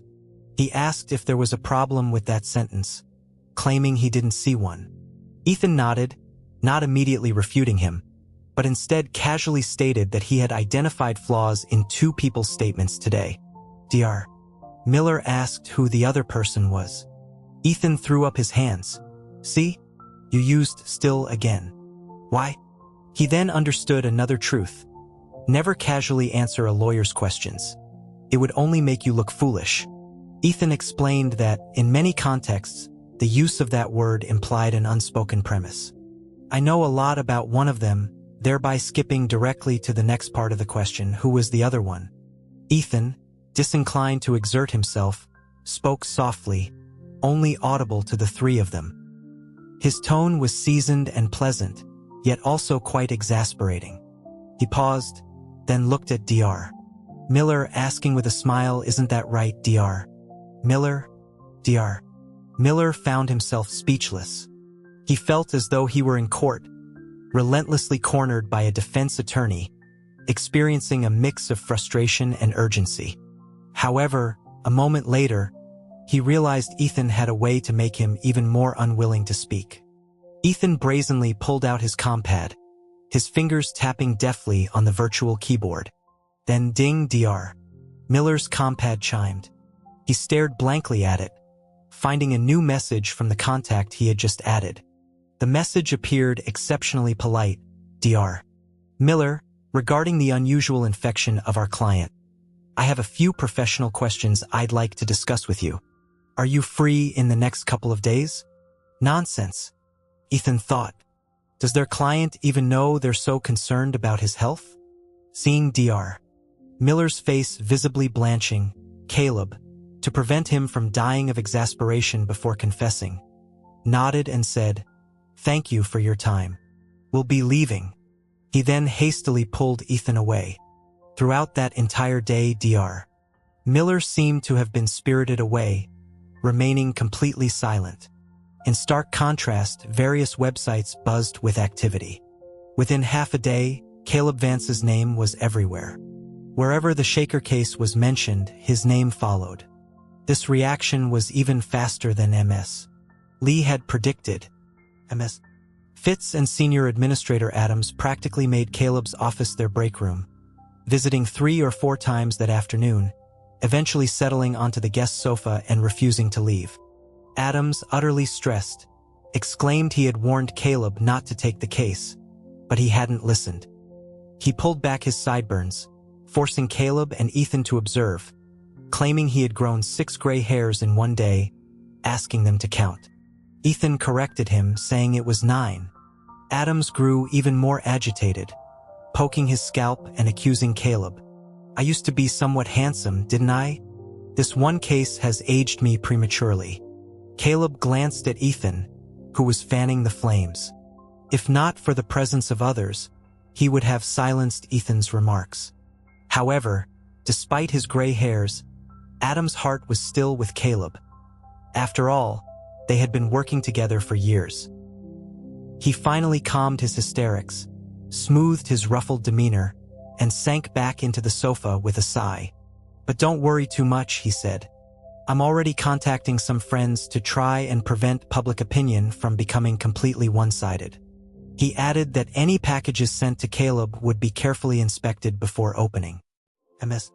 Fitz showed off her skills, brewing perfectly balanced coffee for everyone, then reassured them, "Don't worry, there won't be any problems." Adams looked at her, both exasperated and amused. He asked where her confidence came from. Ms. Fitz quite naturally replied, "From you." He sighed, sipped his coffee again, then told Caleb, "Since you've taken the case, fight it with a clear mind. I'll handle the rest." Caleb, even in this situation, spoke rationally, appearing completely unaffected by the reports. His few simple words reassured Adams and Ms. Fitz, who then ate and drank their fill before leaving. After several such comings and goings, Caleb didn't even glance at the swirling online reports until it was time for bed. At 12:12 a.m., Dr.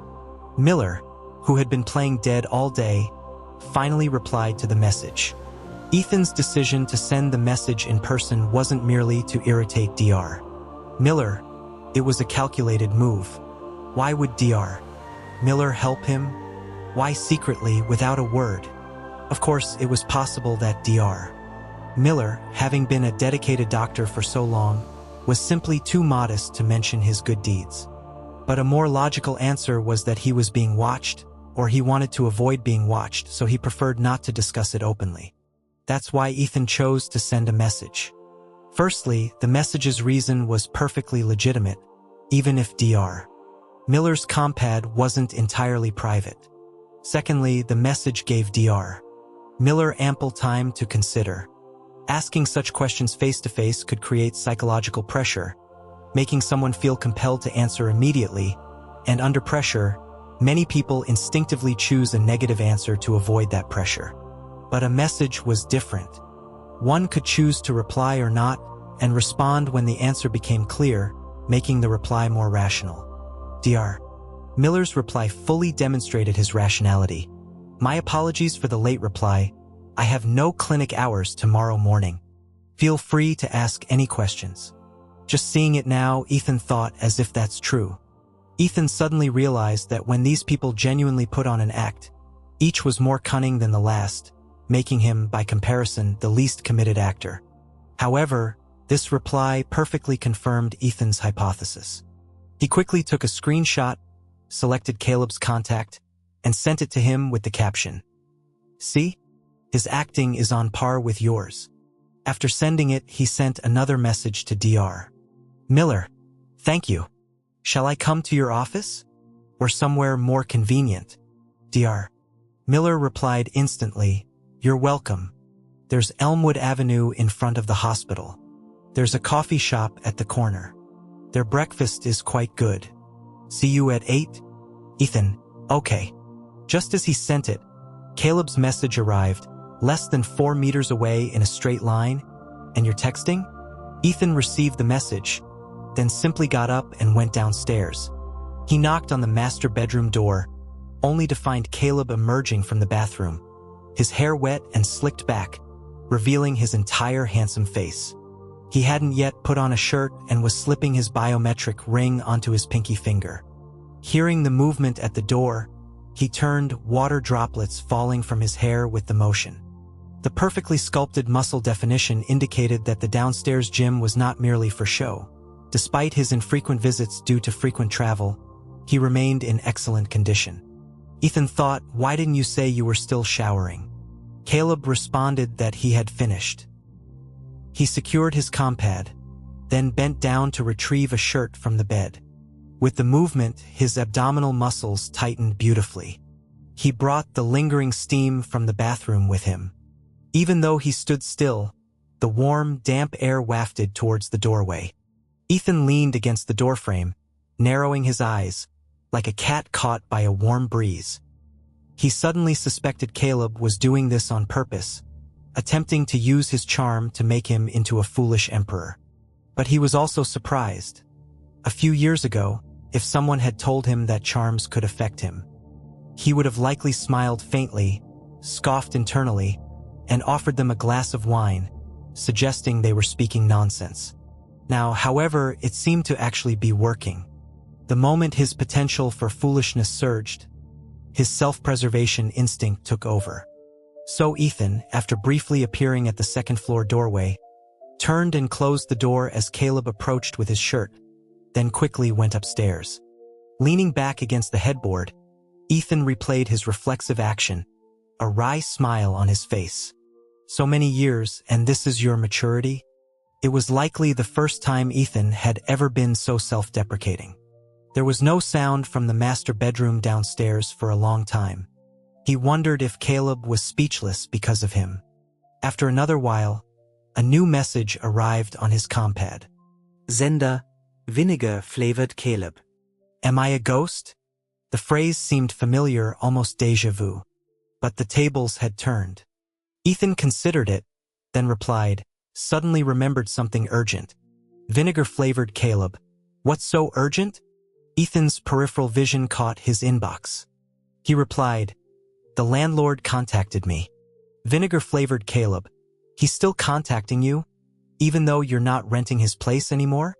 Ethan's tone became more serious. I need to maintain contact. I'm actually a bit concerned about that landlord. Vinegar-flavored Caleb. Dash? Ethan replied, it's so easy to find tenants for a place like his. Why did he wait so long for me to view it? Don't you think it's a bit strange? Of course, these were all excuses. The moment he went upstairs, a strong intuition had driven his long legs. He didn't mind succumbing to infatuation, but he suspected that this foolish emperor wouldn't gain much advantage downstairs. That morning, Elmwood Avenue was drenched in torrential rain. Driven by the wind, the rain lashed against the coffee shop's floor-to-ceiling windows, growing more intense, separating the inside from the outside world, blurring everything. The sky was so dark that 8 a.m. felt like midnight.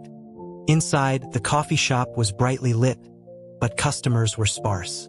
The owner yawned repeatedly, directing a server to deliver orders to a table by the window. Good morning, the server said, setting down items from his tray one by one. 1 espresso, 1 hot mocha, 2 pine nut croissants, 1 breakfast burrito. Your maple oat latte will be brought over shortly. Good morning, thank you, Dr. Miller replied, clearly irregular, greeting the server. He was unusually not wearing his lab coat today, opting for a beige jacket and jeans, making him appear taller and much younger than before, a look that felt somewhat unfamiliar. I could have had a lie-in this morning, he grumbled to the 2 people seated opposite him. The server had moved away, and the surrounding tables were empty. The intensity of the rain was enough to mask their voices, so no one else could hear them. Ethan reminded Dr. Miller that he had set the time, stirring his espresso with a silver spoon. Dr. Miller seemed to have caught the owner's contagious yawning, letting out several in a row. He wiped away the physiological tears at the corners of his eyes, his gaze shifting between Ethan and Caleb. He wondered why they both looked like they hadn't slept either. As he spoke, the server returned with another tray. Hot maple oat latte. Ethan, without batting an eye, launched into a fabrication, claiming it was because the neighbor's cat had been noisy all night. The neighbor's cat, however, had long since been humanely dealt with, and would have been utterly wrong to hear itself slandered so. It would surely have clawed someone's face. After fabricating his own excuse, Ethan proceeded to implicate Caleb. He wasn't sure why Caleb hadn't slept well.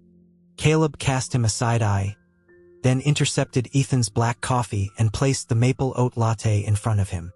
He calmly explained to Dr. Miller that the upstairs resident had been restless, disturbing his sleep. Ethan rolled his eyes. Dr. Miller, oblivious to their cryptic exchange, nodded in understanding. I get it. My upstairs neighbor probably plays basketball all day and doesn't even use a rug. The server returned one last time, setting down a small complimentary fruit plate from the restaurant. All right, if you need anything else, just ring the bell. I won't disturb you further. Enjoy your meal. He nodded and left. Once they were certain no one else would approach, the three subtly transitioned to the main topic. Dr. Miller stated that before they discussed anything, he needed to confirm something.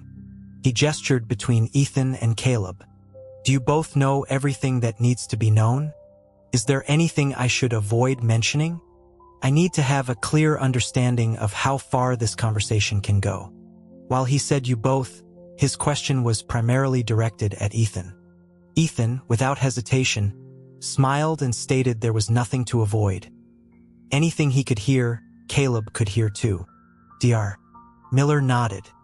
His question had already indicated his identity and stance. First, he knew certain things, and second, he was not adversarial to Ethan and Caleb. In fact, he was considering their interests. Ethan dutifully took a sip of his maple oat latte and inquired if Dr. Miller had performed his genetic modification. Dr. Miller affirmed it. Ethan then asked if Dr. Miller was responsible for getting him out of the hotel, leaving the compad, the fake identification, the linked asset card, and the one-way flight ticket. Dr. Miller clarified it wasn't all him. Ethan, puzzled, asked what he meant, wondering if there was someone else involved. Dr. Miller took a sip of hot mocha, finally appearing more alert. He let out a soft breath, then explained that a senior, a former mentor of his, had asked for his help with this. Dr. Miller admitted that initially, he was reluctant to get involved. He was a healer, not someone who helped people disappear or assume new identities, especially without proper registration and authorization, which carried significant risks. Ethan asked why he had later changed his mind. Dr. Miller stated it was because he learned the person needing modification was Ethan. This statement struck Ethan as odd, and he began to scrutinize Dr. Miller. He wondered if they had known each other before, saying his memory for faces wasn't bad, but he truly didn't recall him. Dr. Miller confirmed they hadn't formally met, but that he had known about Ethan for a long time due to his younger brother. Ethan asked about his brother. Dr. Miller clarified he wasn't a biological brother, but the son of his former neighbors, whose mother was a distant relative of his own mother. The connection was incredibly tenuous, with nothing in common except their surname. Dr. Miller's strongest memory of those neighbors was their constant arguments. Their house always chaotic, with the sound of breaking dishes every few days. At the time, Dr. Miller was in middle school, commuting daily by express rail. 8 out of 10 times he returned home, he would find the neighbor's son crying on the stairwell. The child was only 5 or 6 years old then. With the sound of the neighbor's arguments audible through the locked door, Dr. Miller couldn't simply force the crying child back in, so he would take him home. A few snacks and toys would cheer the child up. After taking him in so many times, the child became almost like a younger brother to him. Even his parents referred to him that way. But Dr. Miller's family wasn't permanent residents. They moved after a few years. Moving didn't involve bringing neighbors along, and in the years that followed, Dr. Miller's opportunities to see the boy drastically decreased. Their relationship gradually faded, and he thought they would likely never cross paths again. That's what Dr. Miller had believed at the time. Yet, a few years later, he heard that something had happened to the old neighbors. The male head of the household faced a midlife crisis, and his alcoholism worsened. What began as mere arguments escalated into physical violence, each incident more severe than the last. Their son, just over 10 years old, would often bear the brunt of the beatings while trying to protect his mother. Dr. Miller recalled seeing the boy several times with injuries on his face and body, which was heartbreaking. During that period, his contact with the younger boy increased again. He tried to treat many of the boy's wounds, gradually becoming adept at it. At the time, he was about to enter university and decided to pursue medicine. In Dr. Miller's first year of university, the boy was 13. His mother, unable to endure the abuse any longer, had rushed into the kitchen during a beating and grabbed a fruit knife. Dr. Miller looked at Ethan, reminding him that Ethan had taken on his mother's case many years ago, and he might not remember it. Over the years, Ethan had handled countless cases, big and small. Before Dr. Miller mentioned it, Ethan indeed didn't recall that specific case. But after hearing a few details, some vague memories resurfaced. Ethan said he did have some recollection. Dr. Miller stated that if it hadn't been for Ethan, the mother's situation at the time would have been very difficult. He then added that his younger brother had idolized Ethan ever since. Though shy, he would constantly talk about Ethan to Dr. Miller, even declaring his intention to study law in college. Ethan smiled wryly, asking if he had. Dr. Miller gently shook his head, explaining that the boy hadn't. He had a hereditary medical condition, common in the Arcadia Prime region, as Ethan knew. Genetic modification surgeries back then weren't as successful as they were now. As a treatment method, they were very immature and many died on the operating table. Ethan briefly looked distant, then softly acknowledged that indeed, there were many. When his younger brother passed away, Dr. Miller hadn't yet fully graduated from university. He was rotating through hospital internships with no clear specialization. From then on, he committed himself to the genetics lab. But no matter how much expertise he gained, how much he refined genetic equipment, or how much he improved surgical success rates, the child who had broken their family's heart was gone. This is why I was willing to get involved, Dr. Miller said, his tone gentle but firm. My younger brother was a bit naive. He always told our family that good people would be rewarded, and later he often said the same about you. He mused that spending so many years in the hospital, witnessing countless partings and deaths, some accidental, some intentional, had left him feeling numb. He felt he needed to be somewhat numb to perform his duties steadily. But perhaps because his brother had repeated that phrase so often, Dr. Miller found himself believing it too, or rather, hoping for it. He hoped good people would be rewarded. So, how could he stand by and do nothing for Ethan? Ethan thanked him. Dr. Miller dismissed the thanks, adding that he had acted with some personal bias and hoped Ethan didn't mind too much. Ethan, confused, asked what personal bias he meant. Dr. Miller admitted that he had selfishly used his brother's name for Ethan's alias. Ethan's brother's name? Ethan sifted through his hazy memories. I remember your brother having a different name. Am I mistaken? Dr. Miller corrected him. His original name was Ryan. He later took his mother's surname, which was related to Dr. Miller's mother's family, and thus became Miller. Ethan understood. Hearing Dr. Miller's initial motivation, Ethan suddenly recalled their first meeting in Viridian City, feeling both a pang of sentimentality and a touch of exasperation. Putting everything else aside, he said, "Your acting skills are truly remarkable. When I scalded my foot and went to your clinic, your reaction made it seem like you didn't know me at all." Dr. Miller gave a dry chuckle, waving his hand. No acting, no acting. I really didn't recognize you. Genetic modification works differently from when it wears off. It doesn't take effect immediately. There's a buffer period of a few days. I left after performing the modification, so I truly didn't know what you looked like once it was complete. That day in Viridian City, he genuinely hadn't recognized Ethan. It was only when he opened the patient's medical record on his data slate that he saw the name Ryan Wild and suddenly realized who the person in front of him was. In that instant, it was easy to fall into an illusion, as if his contact with his brother Ryan had merely dwindled, and they hadn't met in years. He imagined himself busy with work, while Ryan, unseen, quietly continued to grow along his life's path. Then, on some morning or afternoon, years later, soft sunlight would stream into his clinic. and he would happen to treat a young man who had come in for a minor ailment, something that would clear up in a few days, nothing serious. He would glance at the name on the medical chart, pause, then burst out laughing, saying, "Long time no see, I almost didn't recognize you." Remembering those past events, Dr. Miller seemed lost in thought. When he regained his composure, Caleb was stirring his coffee with a silver spoon, and Ethan slowly sipped his maple oat latte, his gaze fixed on Dr. Miller, calm and serene. They likely had many more questions to ask. After all, their conversation had unwittingly drifted towards Dr. Miller himself, and many things remained shrouded in mystery for them. Yet, neither of them pressed him. It was as if they had simply come to share breakfast with Dr. Miller, to accompany him in remembering a dear friend. Dr.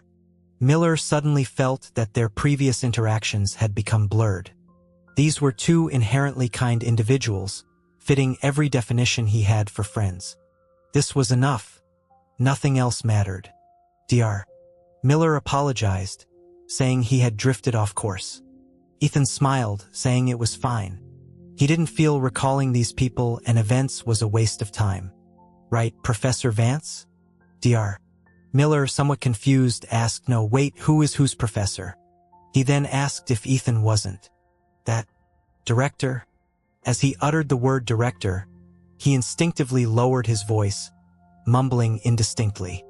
Only then did he realize there were no other people around, so there was no need to be so cautious. Ethan had used that title before, but Dr. Miller had assumed it was because Ethan was unsure of his identity and level of knowledge. So even the address was carefully chosen to avoid revealing too much. Now, it seemed that wasn't the case at all.